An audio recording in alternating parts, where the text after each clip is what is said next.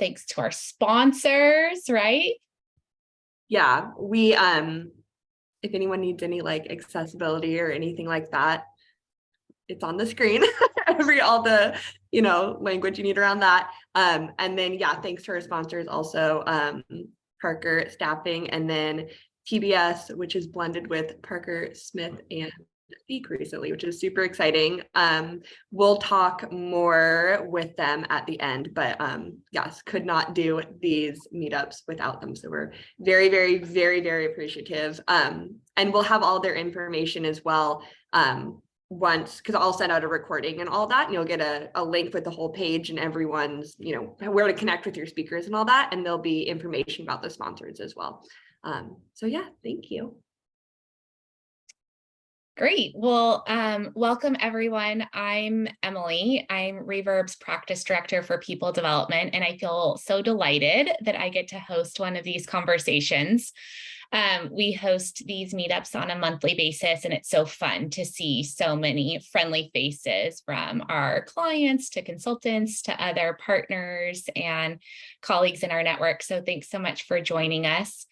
I'm really excited because we have two amazing leaders who are joining me for this conversation, Leang and Danika. So a huge thank you to both of them for joining us.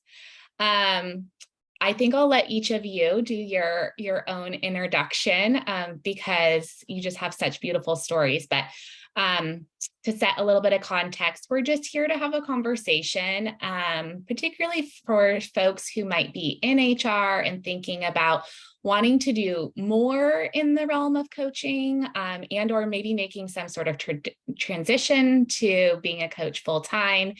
And Danika and Leang have some amazing stories and experience to share with us.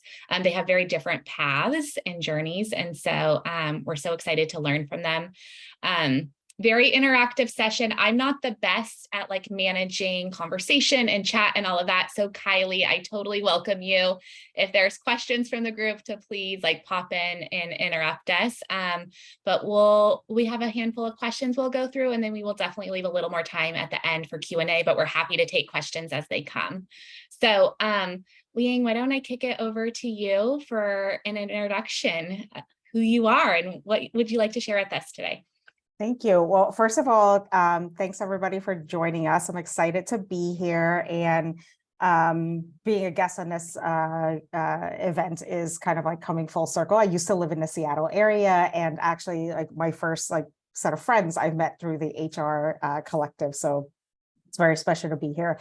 As Emily shared, my name is Leang Chung. I am the founder and a career first coach for my own company called Pelora Stack. And I also do people operations consulting work with Reverb as well. So I'm part of the Reverb family at large.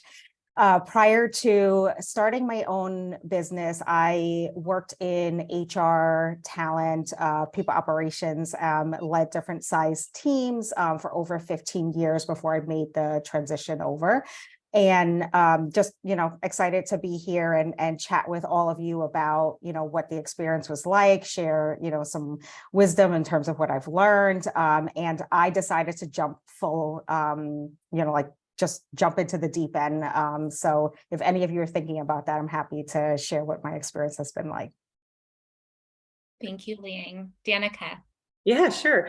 Hi, everybody. I'm Danika Dreslin. So happy to be here with you today. I should say I haven't transitioned to coaching. I'm actually currently heading up the people team for a technology services provider called Trexie Management. However, I did just obtain my coaching certification through the Hudson Institute of Coaching this past March, which I'm pretty excited about. And so have some definite coaching hours under my belt. Have spent the prior 19 years in an HR business partner capacity in progressive positions of leadership with Weyerhaeuser, Moss Adams, and REI. And I'd say like what brought me to HR to begin with had been just my passion was about connecting people to opportunities that aligned with their talents and their interests. I just wanted to see people get jazzed about the work that they do day in and day out. And I think probably a lot of you here know, the business partner job is kind of a generalist function. And when I left REI in 2021, I actually did some consulting work with Reverb. And part of that movement was really intentional, that I knew I wanted to narrow my focus to talent and leadership development, and that through consulting, I would be able to have more control over the hours that I'm working. And I knew that what I wanted to do with some of that spare capacity that I was creating through consulting was to pursue my coaching certification. So I think it was a smart decision, super glad it paid off. It just so happened that one of the clients I was working for made me an offer I can't refuse. And so now here I am back in the business partner world, but it's been great. I've been transparent with my leadership about where my ultimate interests lie, and they've been supportive.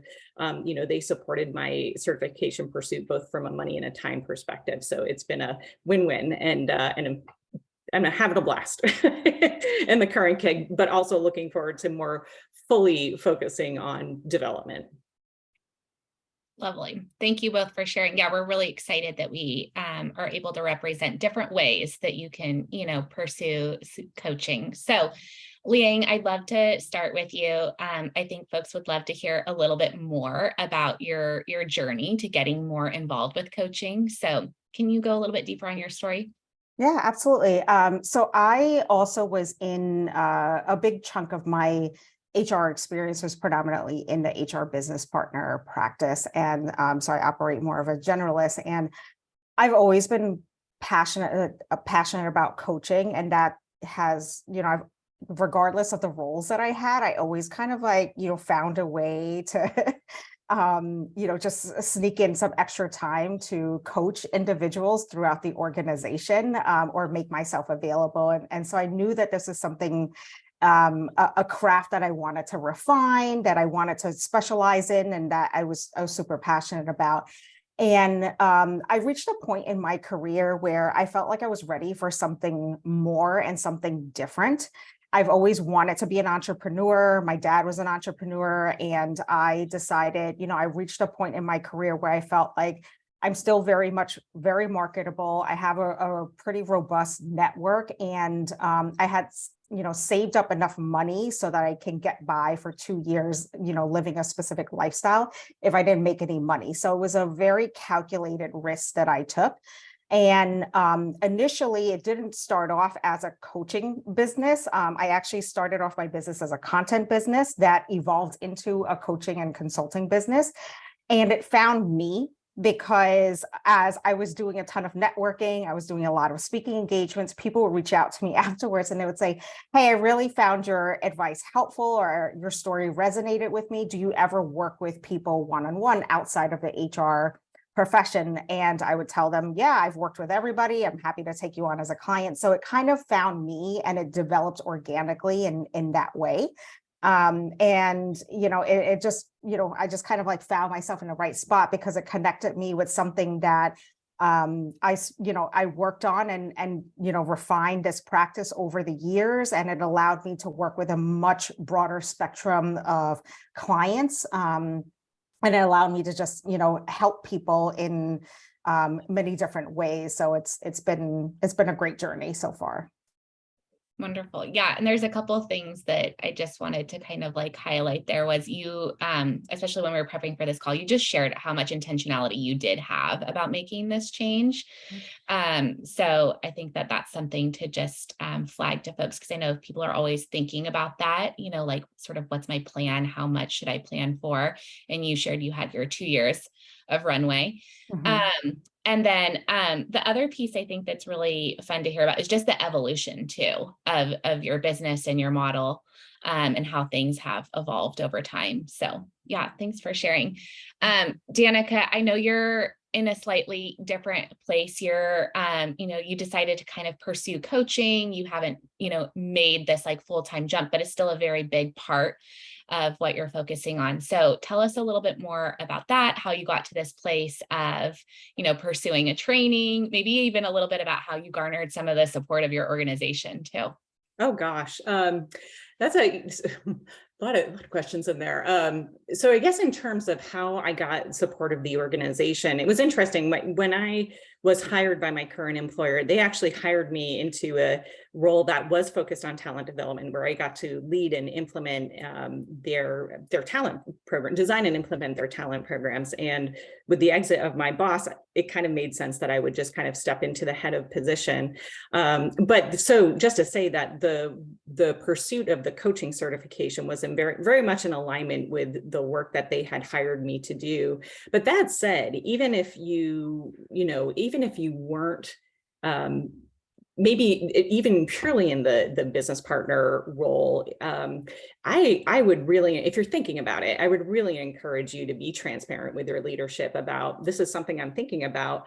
If you do ultimately decide to pursue a coaching certification, which guess what? Anybody on this call could today start a business and call themselves a coach. Nobody is policing that. So certification is an option. And if it's an option that you pursue, you will need to obtain so many hours of coaching training. And your current workplace could be a great source for some of those training clients. So in some ways, it could be a benefit to the organization as well as a benefit to your own learning and growth. And you also never know, that could just plant the seed if the organization has been thinking about perhaps creating their own internal team of coaches, which some employers do. I think Intel might be one. I know Google has a team of coaches on board, as well as many professional services organizations. So, certainly if it's something you're thinking about and might like to just garner the support of your organization, I definitely encourage just starting the conversation and seeing where you get with your manager on that. Yeah, so I'm curious to hear from you, Danika, on the topic of like training programs. I think that it comes up a lot, like, should I do a program or, should I not? And Danika and Leang have different experiences here. So Danika, what sort of like swayed you into, this is something I want to, invest in and pursue? Yeah, for me, it was really, I certainly I was kind of thinking ahead, I guess, in terms of if I step in and start my own coaching business, how robust is my current network in terms of that potentially serving as a good source of clients? And might I be helped by, going through a coaching certification and having a little bit of a stamp of approval or pedigree behind me to say, yes, I've done some in training in just coaching best practice. And so I think for me, that's what led me to, decide that pursuing a coaching certification was the right thing. I also just, quite honestly, before launching into a career in coaching, maybe using a coaching certification program as a way to really vet my assumptions about coaching, which I do think it did. So, you do, what I loved about my program in particular is that it was a very good combination of self-study, but also being together, where we spent half a day every day with just kind of teaching in theory and practice, but then half a day actually coaching with a master coach, a faculty member, somebody who does it really well. So we would all, spend time coaching each other and getting feedback on our coaching. So it was a great blend of both learning coaching practice, but also being able to try it out and get some really informed feedback around how you were performing as a coach. So I think for me, that was really helpful in kind of just validating my instincts that coaching was a good next step for me, in addition of just kind of having that extra kind of stamp of approval that when I go out and start my own business development, that I am a trained coach and I'm trained with a reputable organization that is aligned to international coaching federation standards, et cetera. So that was some of my own thinking. Yeah, thanks for sharing. And Leang, I know you have amazing lived experience, so you sort of took a different approach to things, and I'd love if you can share a little bit about that, because I think you had some really thoughtful points about how people can take advantage, of their experience and skills they've developed. So tell us a little bit about how you thought about that.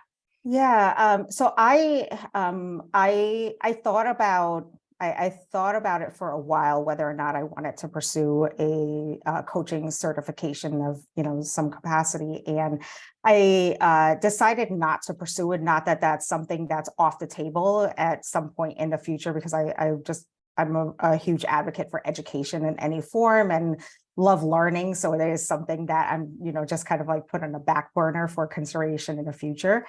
I would say, for me, my coaching practice is in the career area. So I work with first-time career changers, people managers, early stage founders of startups that have less than 20 employees. And I also work with people who are burnt out of their corporate careers and want to monetize their knowledge in some capacity as a solopreneur. So a lot of the work that I do isn't necessarily tied to having, a lot of my clients actually, I don't think a single one of my clients have ever asked me if I have a coaching certification. Because a lot of the work and the reason why people decide to work with me is much more related to the experience that I've gained over the years, and then also my own personal lived experience that they connect with and really resonate with. So and then the other thing is that I also lean on my education as well. So I went back to school to get a master's degree in organizational psychology with a specialization in change leadership. And I went to Columbia, which was not cheap. And so I decided, I spent enough money in continuing my education. And I felt like that was it has enough credibility that I can lean on it if it was necessary to prove that, I had knowledge and expertise in this particular area. What I would offer as advice to those of you who are thinking about whether or not to pursue certification, I think that it's more important to certain specialties or focus areas of coaching than it is to others. In the space of career coaching, and that's a pretty expansive area, knowledge of hiring practices and what hiring managers are thinking of and different types of like strategies and job search process, or like how to develop your career, is going to be much more advantageous and much more beneficial for your clients than a coaching certification itself.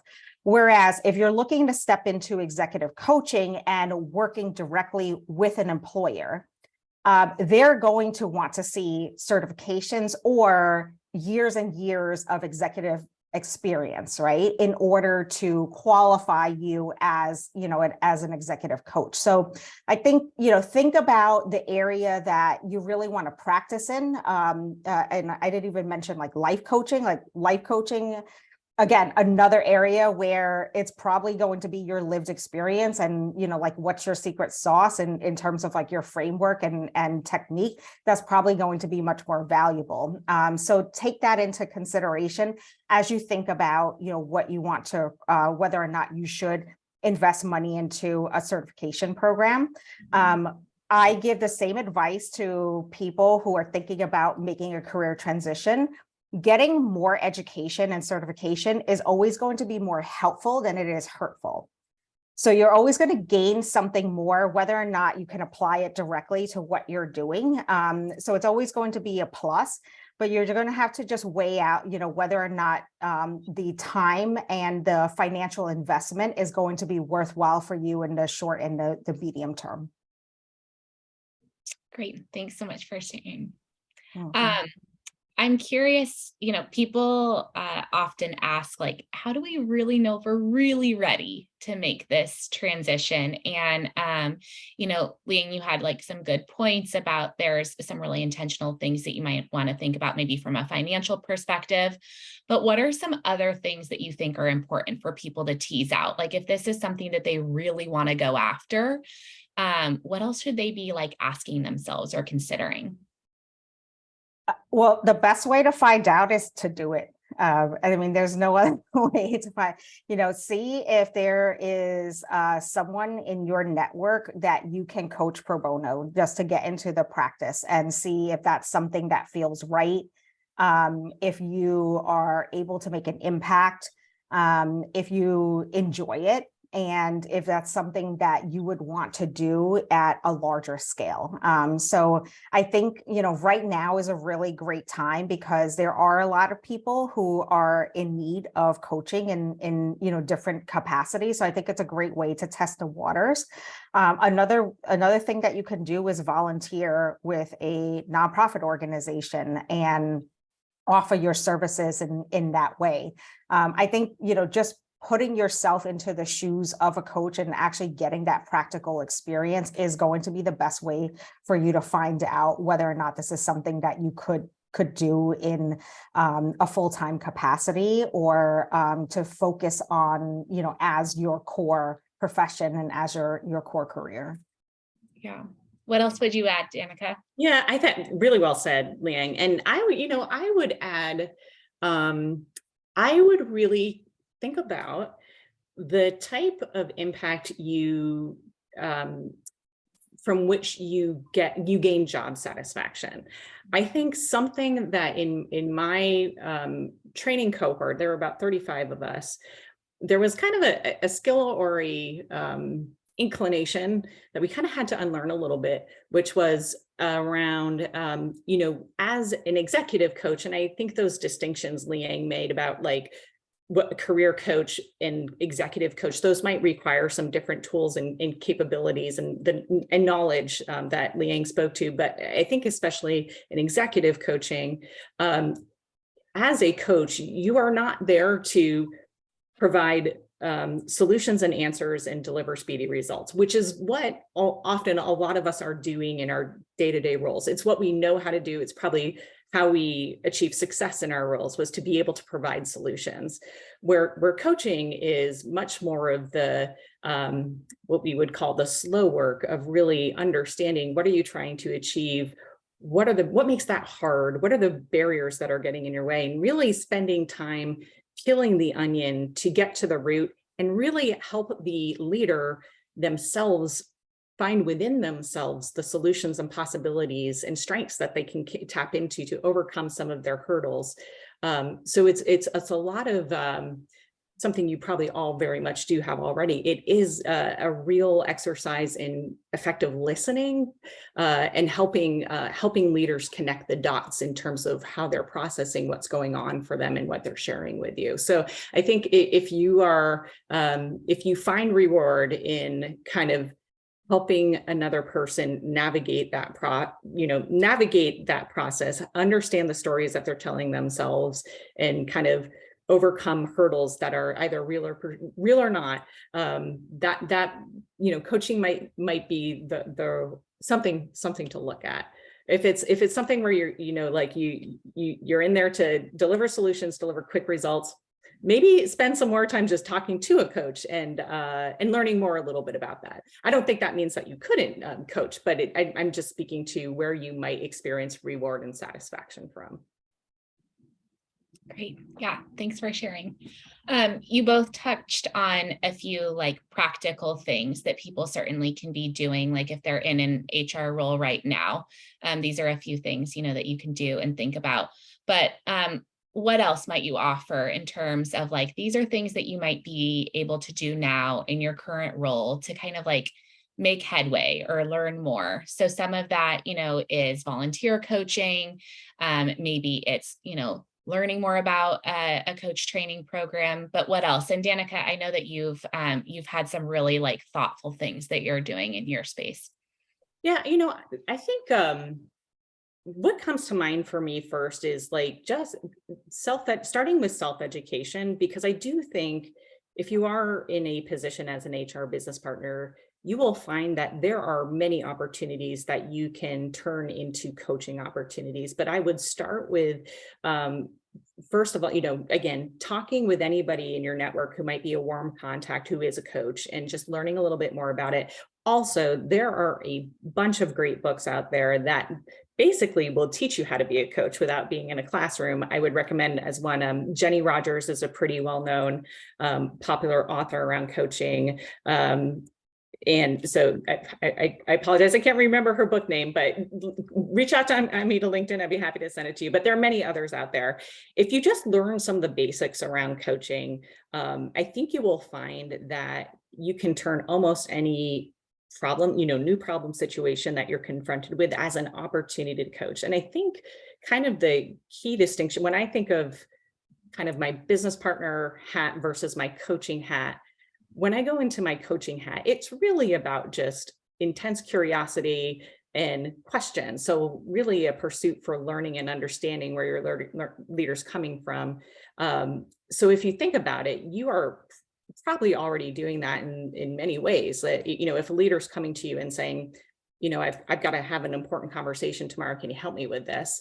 You're probably starting, well, what are the goals for this conversation? Starting there. What makes this conversation feel hard? What are your inclinations for how you might want to lead through this conversation? And the notion there being, it's not unlike change management in a way where, when you want to achieve lasting and sustainable change, you'll bring the challenge to the people that are closest to the work and get them engaged in the problem solving and the solution finding, because you're going to get their buy-in because they understand the problem well and they know best how to overcome it. Coaching is quite similar in that way, but with one individual. And so getting there through more questioning, versus, here's your problem. Best practice might say, have you been clear with your expectations? How should they have known better, et cetera? So I guess, making the answer a little more concise, just maybe start with some self-study around, coaching practice, and then just finding the opportunities in your day-to-day work to just try some of the tactics. I'm confident you're going to be able to find them. Anything else you'd add, Leang, about practical things people can be doing right now? They might still be in their current HR roles and they're wanting to just make some strides. Yeah. Well, I think that what Danika just shared, there are, just thinking back to my days, there are so many coaching opportunities that exist. So you just have to be aware of it when it pops up, and every time someone approach me about a problem that wasn't something that you solved in one session, that you wanted to examine and worked over time, I just said, look, if this is something that you're open to, I would be happy to set up some kind of reoccurring session, where I can serve as your coach and help you through this problem. And people are over the moon excited for that level of attention. And, it gives you an opportunity to, actually look at this person as, a coaching client, like a true coaching client, and, get you into the habit of actually practicing coaching and refining that craft and that art form. To take it a step further, for those of you who are thinking about perhaps stepping out and having your own coaching practice, or maybe becoming a coach with an existing firm like Reverb, I would say that, networking with other people who are independent coaches that are working, with a agency or an existing firm, to get an understanding of what the day-to-day looks like outside of just the coaching practice, I think is really helpful to just kind of take a look under the hood to see what that really is like. Because I would say that, as a solo entrepreneur, a chunk of my time is dedicated to the art and the implementation, the execution of coaching. Another aspect of a good chunk of my time is on business development and marketing my personal brand in order to get more clients. And then another aspect of my work is nurturing relationships and partnerships with different people, and then setting up consultation calls with potential prospective clients, just to keep that pipeline flowing, which, if I was only looking at just coaching alone, and I'm isolating that and not necessarily taking a look at this other chunk. I think that could be a real oversight if you're looking at doing this on your own, and like really making a solo practice and building a book of business out of coaching. So that's why it would be really helpful for you to get out there and talk to people who are currently doing it. Yeah. And I know when we were prepping for this call, Leang, too, one of the things I asked you is, what's been hard about making this change? And also, what have you had to like say no to or let go of? And I'm wondering if you can share a little bit about that. Yeah. Well, there is no better way to learn about yourself than to be an entrepreneur because, everything starts and stops with you. And so there's no way to hide. You see all aspects of yourself. And I thought that there were certain skills that I obtained and really refined in my experience working for different companies that I thought would easily carry over and I could leverage as an entrepreneur that actually didn't really serve me well. For example, I think when you work, especially when you work for an enterprise company, you get into this mode of like really like perfecting things, and quality is something that is extremely important. Well, as an entrepreneur, you can't afford to do that, right? You have to get to 60 and 70%, put it out there, test it out, iterate on that, test it out again, right? And just like really be open to like the pivots along the way. And so I had to really detach myself to that old part of myself that wasn't really going to serve me well in this capacity. The other thing that I had to learn how to do is I never worked in sales and marketing and business development. And I knew, at a cursory level, what were the different aspects of what that work entailed, but I didn't really, have a chance to actually get into executing it, testing things out. And that was a huge learning curve for me. And I actually hired coaches to help me through that. I worked with a marketing coach at one point to help me develop a marketing strategy and my brand. And then I also worked with a sales coach as well. So when you don't have a certain skill or you feel like there's a deficit or a gap in some way, identify that very quickly and then find somebody as quickly as possible that you can gain that knowledge from. Because if you wait too long, I think it really could, it could kind of like slow things down and really take you off track. And so that was something that was incredibly important for me to make that investment in myself and say, look, yes, I can't, I'm really good at coaching, but these are the areas that I cannot build a sustainable business unless I know how to do these three things really well. And I need to pay for that expertise right away. So I got that support. And I think it's important as a coach to actually work with a coach.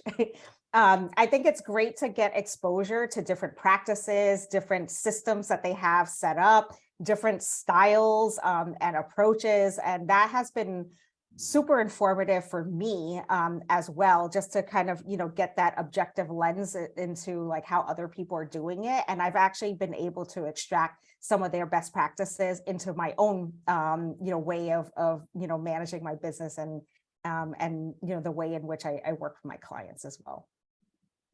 Great. Thank you so much for sharing.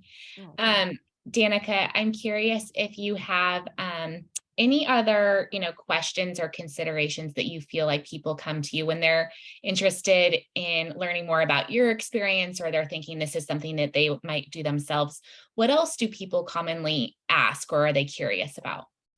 Well, honestly, it's like, what if I'm thinking about a certification program, like, how do I decide? How do I choose? Because there has been just a really, a proliferation of options out there. A lot of them very well reputed, but I think some things, especially being fresh off my own training, that come to mind, are, and maybe using my own experience.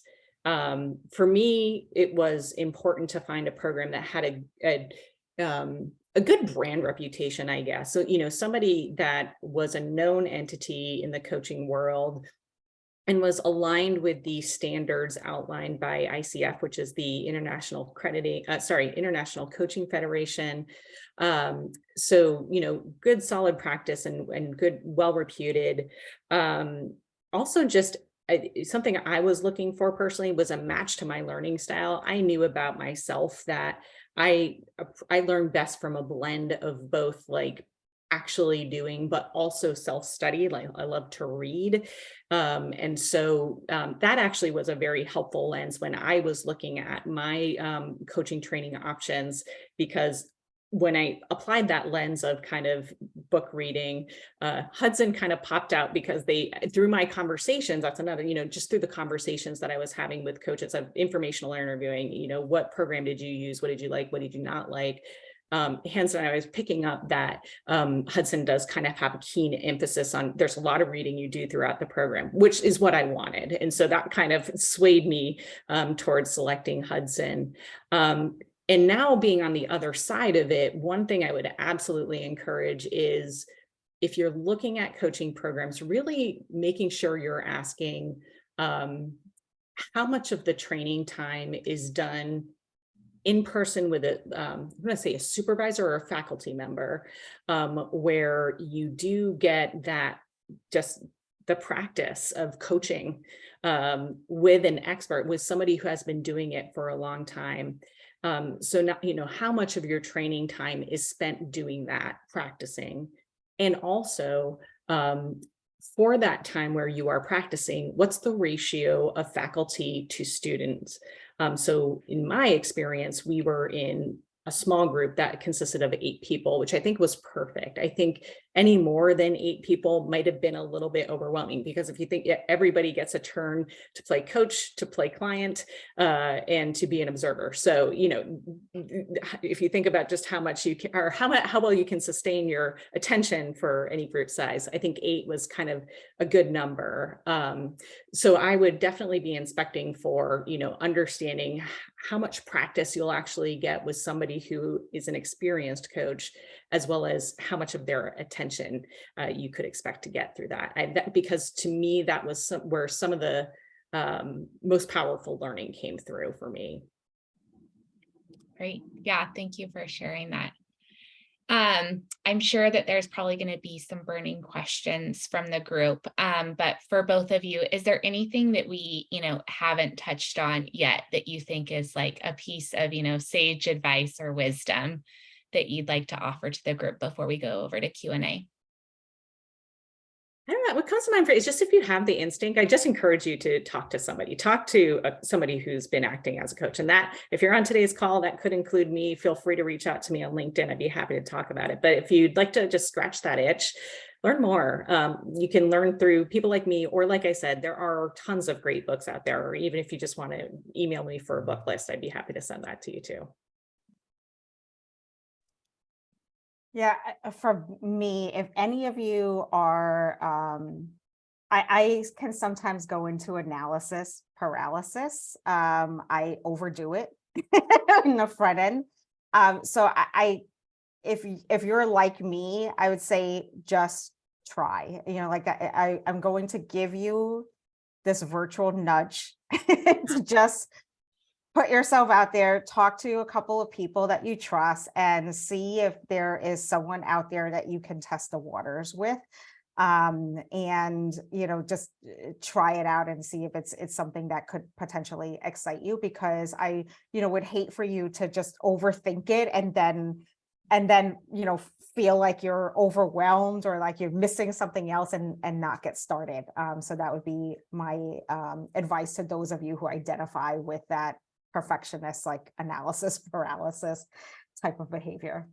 Yeah, and I don't know if it's just because I'm still in my honeymoon phase of just loving coaching and what I've just learned, but I mean, and just to say, like, there's nothing, if you get a kick just from helping somebody else overcome some obstacle or something, imagine that was preventing them from reaching their goals, like, just to say, it's a truly rewarding experience. And so, like I said, if you want to scratch that itch, I just encourage you to do what you can to learn more about it. Great. Well, thank you both for all that you've shared thus far. I'd love to open it up from questions from the group. I get to see some faces across the top of my screen, but you're welcome to unmute yourselves and ask a question and or drop it in the chat. We'd love to hear from folks and make this interactive with our audience. A brave soul.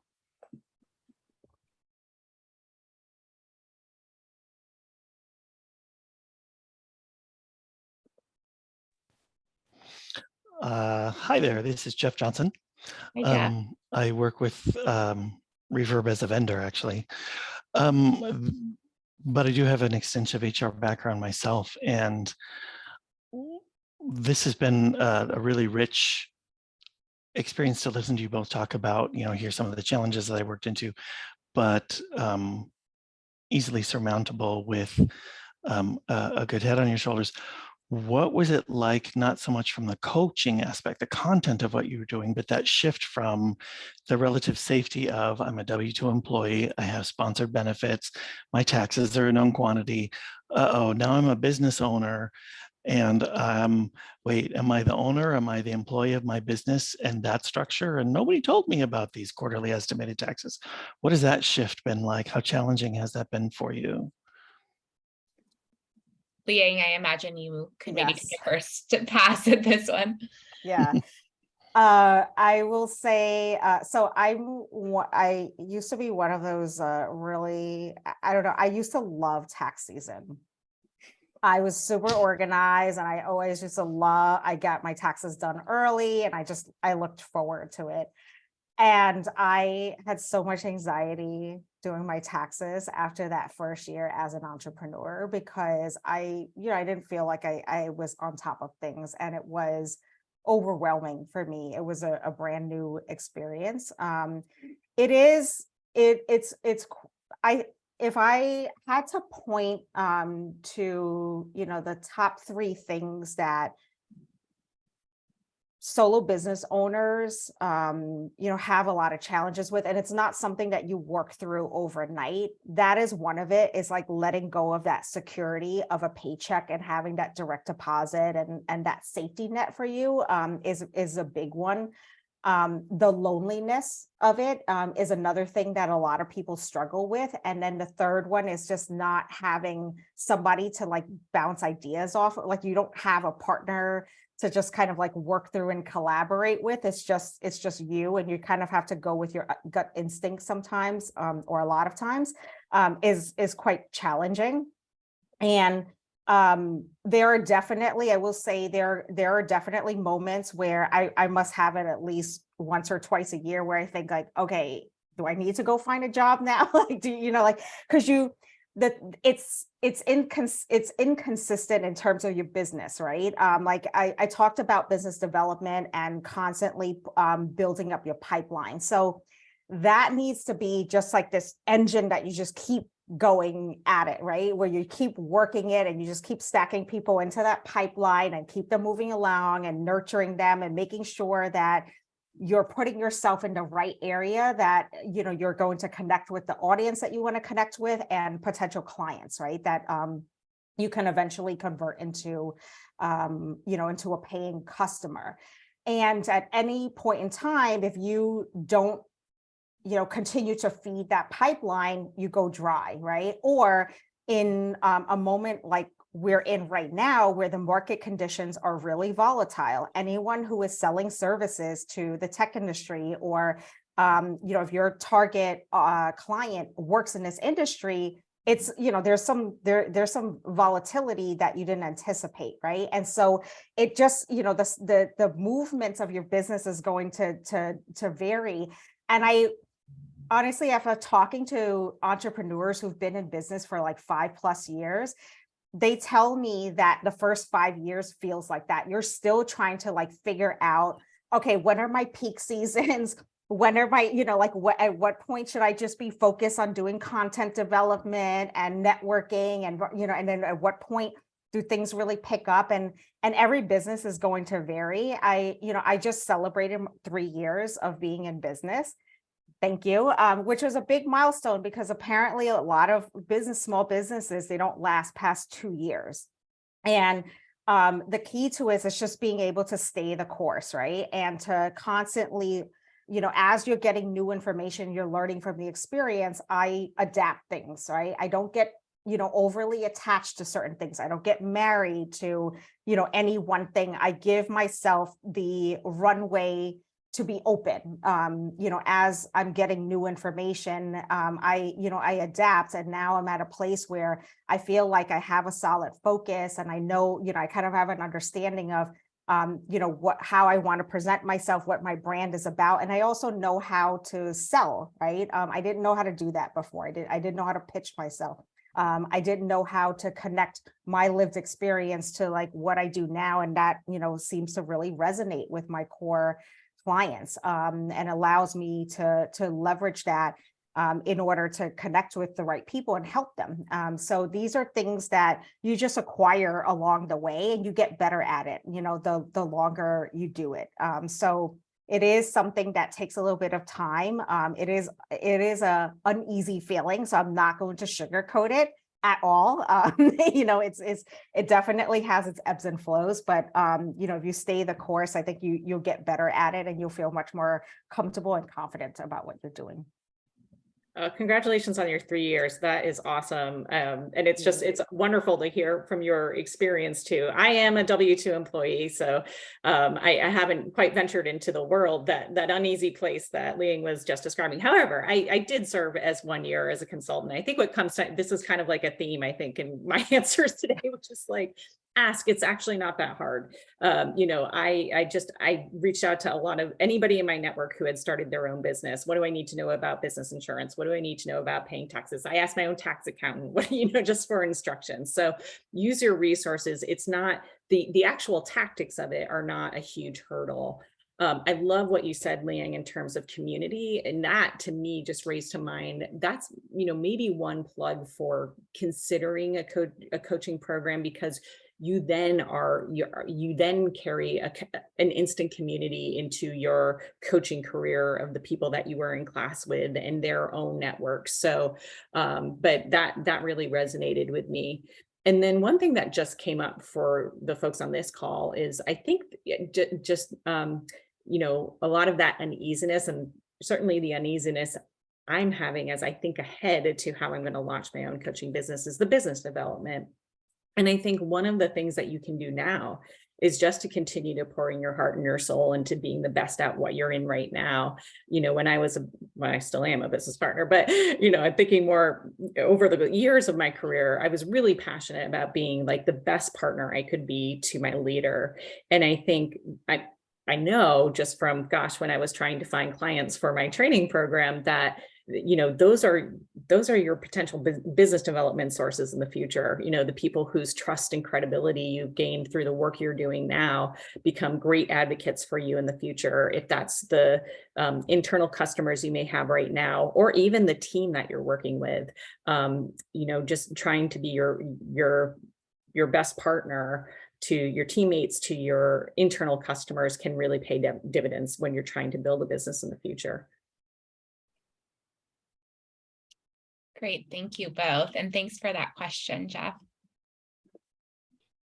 I actually had a secondary question about, for those of us who are not necessarily branching out into coaching as a standalone, but those of us who are within organizations and carry the mantle of HR, which I liken it to Starbucks. You don't go into Starbucks because you're feeling great and energized and awake. You go in because you need help. You're not coming to HR because everything's going swimmingly. You're usually seen as problem solvers.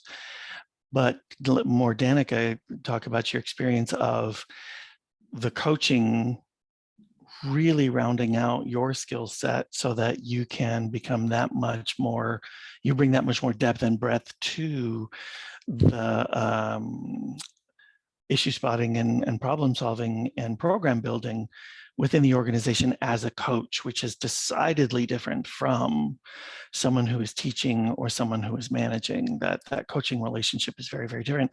But you literally just answered that question. Sort of tail on the end of Leang's. But if there's anything else you'd like to add to that, for how do you, what has your experience been like? Yeah, I think, I think your question was around, and correct me if I'm wrong, but what I was hearing was how I've been able to use coaching tactics to enhance my effectiveness as a business partner. Exactly. Okay. Not just, now I'm coaching everyone. It's how do you, use that sort of Jedi coaching in all of the more tactical aspects of HRBP or HR management, benefits management, whatever. Yeah, I think one instant way that's coming to mind for me, and granted, it's only been a few months since I've got my certification, but one distinct experience I'm thinking of was where, without going to specifics, challenge presented itself, and what I observed in the room was a lot of chasing the details and kind of going in a swirl and down a vortex where the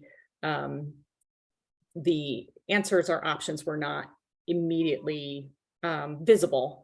And I just had this, and I don't know, I attribute it to the coaching training, but I just had this moment of like, we're going down the drain, we're not going big picture to what's really important.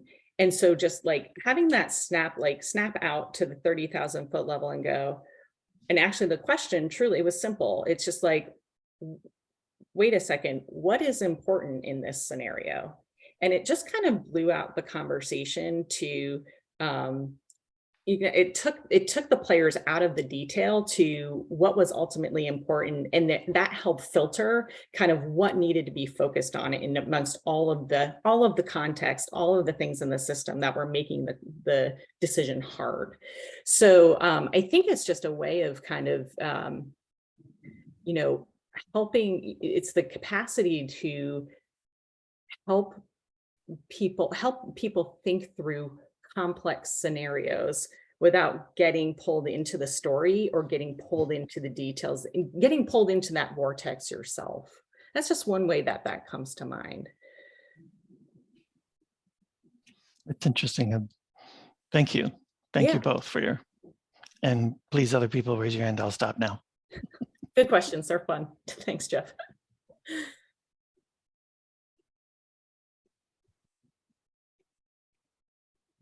We still have a bit of time. I know there's got to be one more brave soul that has something on their minds.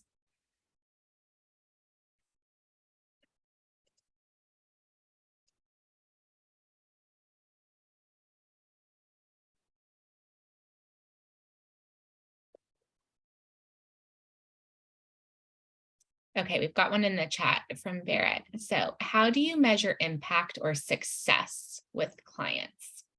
It's a great question, Barrett. Thank you. I'd be happy to take the initial kind of stab at that. Actually, as part of coaching, the very first thing you're doing is contracting with your coaching client. And so you're trying to help them get crystal clear about what they want to be able to do differently at the other side of your coaching engagement, which you've kind of defined will be 8 sessions or 10 sessions, kind of depending on the nature of the issue. So part of your job is actually helping them get very clear on the kind of aspirational goal that they have for engaging in work with you. And then as part of your process as well, kind of taking that aspirational goal and drilling it down into like specific, actions or behaviors that they're going to start doing. So, depending on the client, we'll be very explicit with that, put that in writing, and then just kind of gauge ourselves. I think, like I said, like the first half of the engagement tends to be a lot of slow work where we're kind of excavating, what are the stories that you're telling yourself that are getting in the way? What are some of the habits that are ingrained that you're not even aware of that are getting in the way? So kind of peeling back the onion to discover the potential actions that you can kind of test and learn from, right? So, all right, so now that we've spent 3 sessions discussing this, what are the options that seem likely to help you overcome this hurdle or achieve this goal that you're trying to obtain? So you kind of built into the coaching process itself, you're kind of constantly gauging with the client, are we achieving what we set out to achieve? And always testing that with them. And sometimes you need to change track. Like you discover what I initially thought I wanted to achieve, I'm now thinking differently about. So you're kind of always, you're always gauging whether we're correctly orienting towards their North Star. That's how I measure impact and success of the engagement. Such a good point about the contracting piece. It's a huge component of measuring success and measuring impact.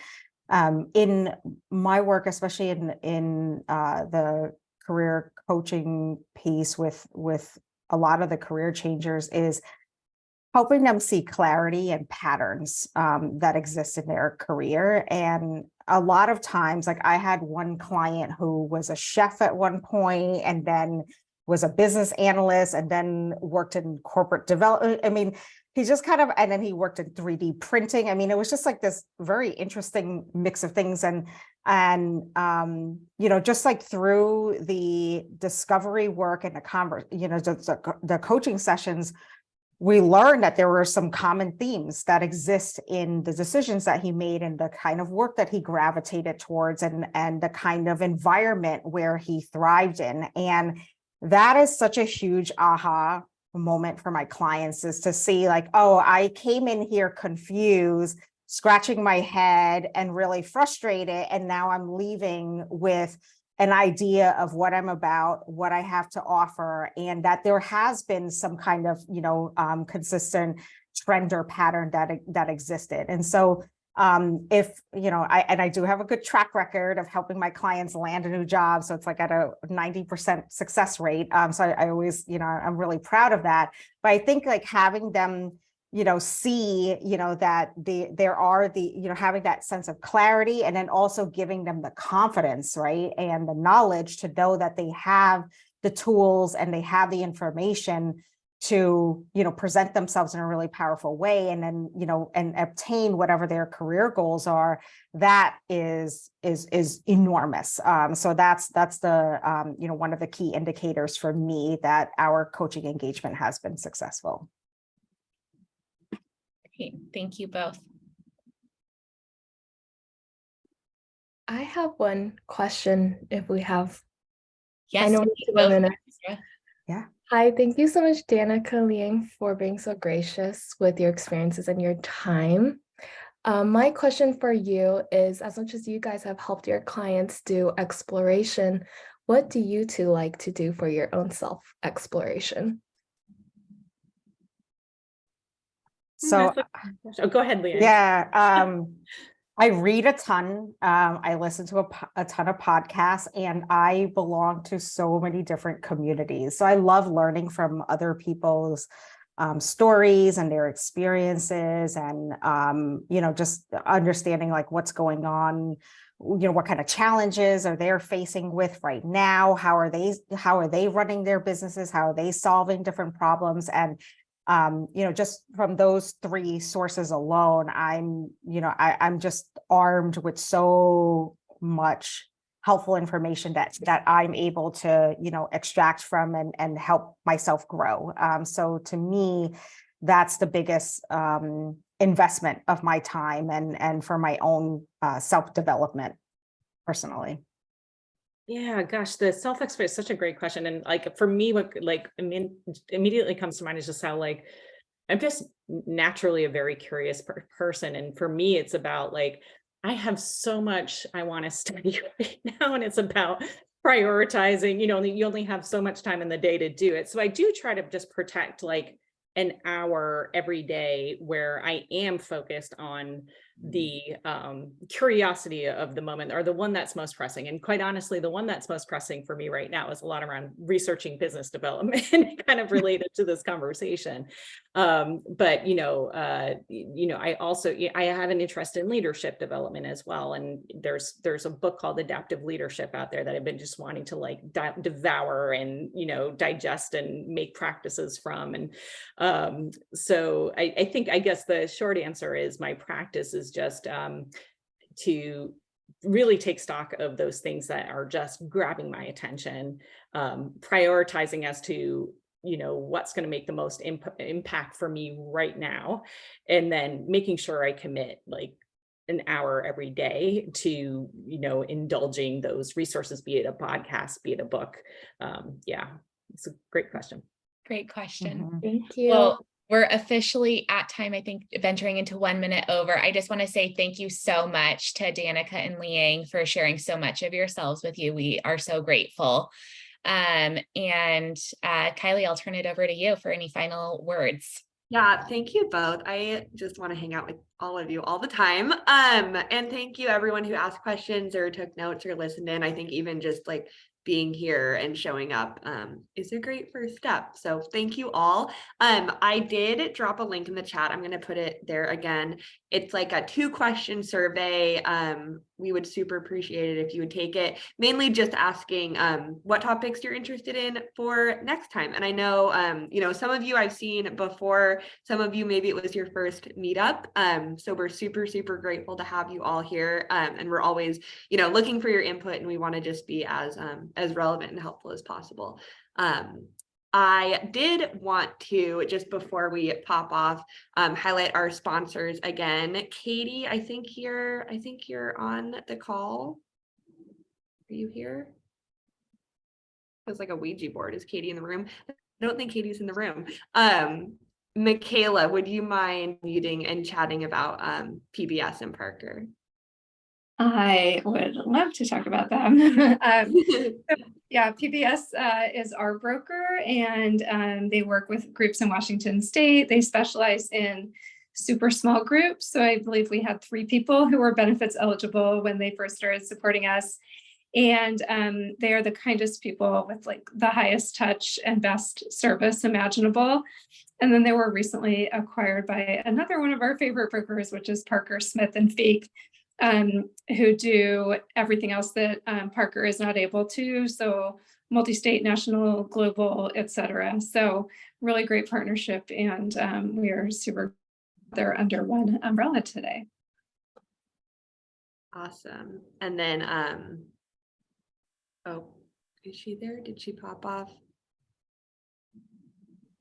I don't know.